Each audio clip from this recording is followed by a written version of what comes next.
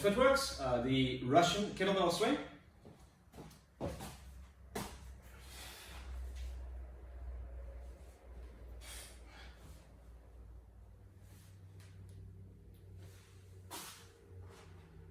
Right, so first of all, to observe the basics of the Russian kettlebell swing, first of all, you swing the kettlebell just above shoulder height.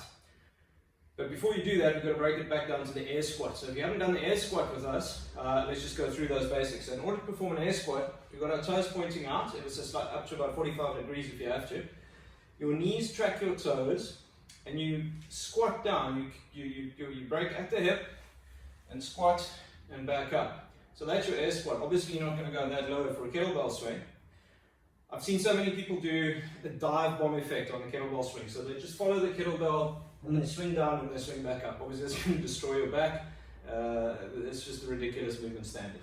What you want to do, as the kettlebell comes down, you're squatting down and you're driving up through the heels, hip extension. This is what creates the force, and your hands are just guiding the path. That's all that's happening.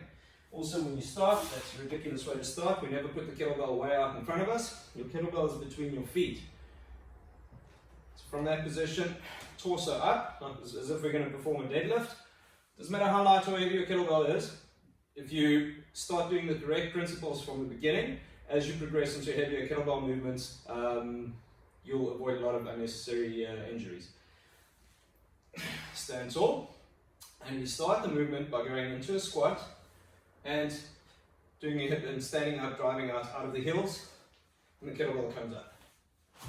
Yeah? The momentum and the force is all generated from the power driving up out of the feet. Driving through the heels, hip extension, and the kettlebell comes back up. So we do not want to see you following the kettlebell and diving down with your head or any other ridiculous movements like that. Have fun.